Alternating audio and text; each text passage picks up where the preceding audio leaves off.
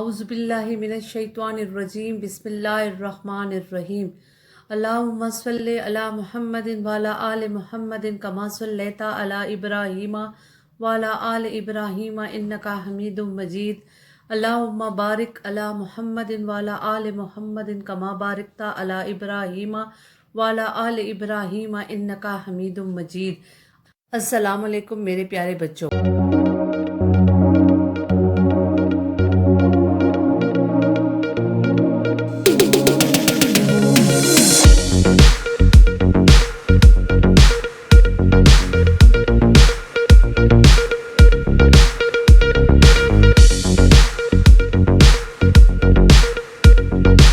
बेटा आपको पता है कि हम लोग जमात हश्तम और नहम की बुक जो है उर्दू की, उसमें नात मुबारक की तशरीह कर रहे थे। जहाँ से हमने अपना सिलसिला छोड़ा था वहीं से हम लोग इस सिलसिले को जोड़ेंगे।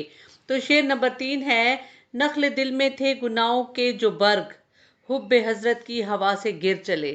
इसमें मुश्किल अल्फाज हैं। नख्ल दिल, दिल का दरख्त, बर्ग, बर्ग का मतलब है पत्ते, हुब्बे हजरत का मतलब है आप सल्लल्लाहु अलैहि वसल्लम की मोहब्बत।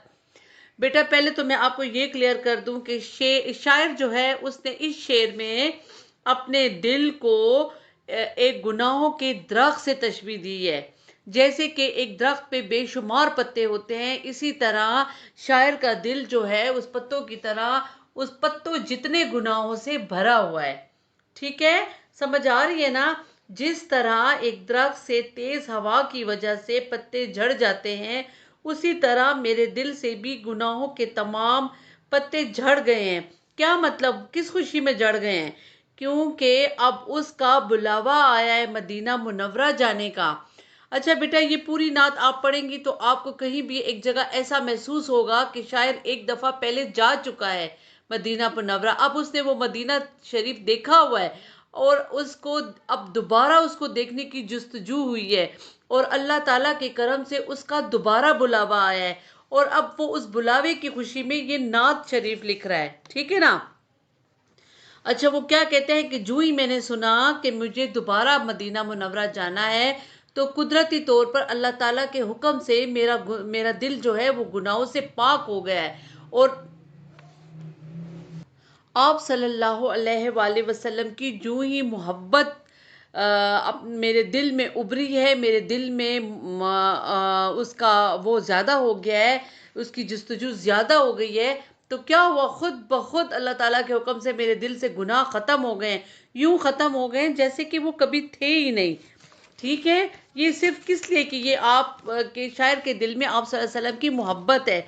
वो कहता है कि मेरा दिल तो गुनाहों से पहले भरा हुआ था, मगर जूं ही मेरा बुलावा मदीना से आया तो खुद खुद ब खुद मेरे दिल के दरख्त से गुनाहों के पत्ते झड़ गए हैं, मेरे तमाम गुनाह माफ़ हो गए हैं, सिर्फ आपकी मोहब्बत की बदौलत। ठीक है ना? समझ आ रही है बेटा? हमारा ईमान उस वक्त तक मुकम्मल नहीं होता जब तक कि हमारे दिल में अल्लाह ताला की मोहब्बत के साथ साथ हमारे प्यारे नबी सल्लल्लाहु अलैहि वसल्लम की मोहब्बत भी ना हो, यानी हमारा ईमान मुकम्मल ही नहीं होता। तो एक जगह इरशाद है कि अल्लाह ताला की अताहत के साथ साथ आप सल्लल्लाहु अलैहि वसल्लम की अताहत भी लाजमी है, जो हमारे ईमान का हिस्सा है। ये शेर आप पे क्लियर हो गया? ठीक है बेटा। नंबर 4 है, क्या मुयस्सर इनको होती राय रास्त, चाल पर कब आपकी काफिर चले।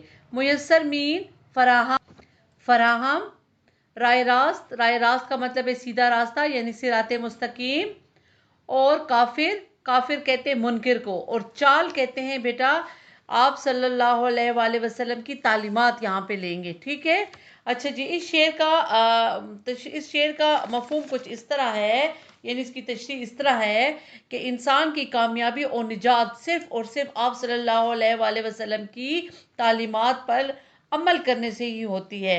लेकिन सद अफसोस के कुफार ने चूंकि आप सल्लल्लाहु अलैहि वसल्लम की तालीमात की पैरवी नहीं की, तो और ना ही वो आप सल्लल्लाहु अलैहि वसल्लम के बताए हुए रास्ते पर चले यानी सिराते मुस्तकीम पर, तो क्या हुआ, वो काफिर थे दुनिया में और काफिर ही मर गए।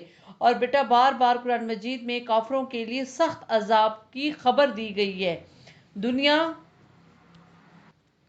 دنیا اور آخرت میں وہ ذلیل و خوار ہوئے ہیں یہ کافر جو آپ صلی اللہ علیہ وسلم کی تعلیمات پر نہیں چلے۔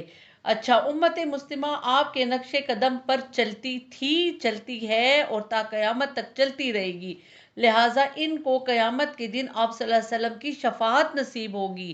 ٹھیک ہے، تو وہ ہماری شفاعت کریں گے اللہ تعالیٰ کے سامنے، یعنی سفارش کریں گے۔ تو پھر تو ہمارا اس بات پہ عقیدہ، ہمارا اس بات پہ ایمان پختہ ہونا چاہیے کہ جب وہ ہماری شفاعت کریں گے تو پھر تو جنت ہمیں ملے گی، ضرور ملے گی۔ سمجھ آ گئی میری بات کی؟ پھر نمبر 5 ہے، پھر رسائی کی رسا تقدیر نے، پھر مدینے ہو کہ ہم ظاہر چلے۔ بیٹا اس شعر میں رسائی اور رسا یعنی دو جگہ پہ یہ لفظ آیا، تو اس کا مطلب ایک ہی معنی ہے، اس کا پہنچ، اور تقدیر مین قسمت، ظاہر، ظاہر مین زیارت کرنے والے۔ اچھا جی بیٹا، اس شعر سے ہمیں پتہ چلتا ہے کہ شاعر پہلے ایک دفعہ مدینہ منورہ دیکھ چکے ہیں، ٹھیک ہے، اور اب وہ دوبارہ جو ہے ان کا بلاوا آیا ہے تو ان کی دلی خواہش پوری ہوئی ہے۔ اس کی تشریح کچھ اس طرح ہوگی، مدینہ منورہ میں آپ صلی اللہ علیہ وسلم کا روضہ اقدس ہے، مسجد نبوی موجود ہے جس کی زیارت کرنا تمام حجاج کرام کے لیے لازمی ہوتا ہے۔ جب وہ حج کرتے ہیں تو ان کے حج کا لازمی حصہ یہ ہوتا ہے کہ وہ مدینہ منورہ جائے اور آپ صلی اللہ علیہ وسلم کے روضہ اقدس کی زیارت کرے۔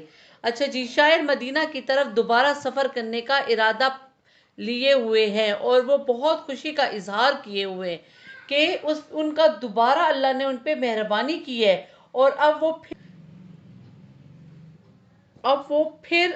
پھر ایک بار پاک شہر جو ہے مدینہ منورہ، اس کی زیارت کرنے کے لیے جا رہا ہے، کیونکہ ایک مدت سے اس کے دل میں یہ خواہش پرورش پا رہی تھی اور کہ روضہ اقدس کا دیدار کرنا اس کے دل کی خواہش بن چکی تھی، لہٰذا رب العزت نے اس کی یہ خواہش پوری کی، اور اب وہ خوشی سے جھوم رہا ہے اور یہ نعت شریف لکھ رہا ہے اور کہہ رہا ہے کہ اللہ تعالیٰ نے مجھ پر دوبارہ کرم کیا ہے اور اللہ تعالیٰ نے مجھے دوبارہ بلایا ہے۔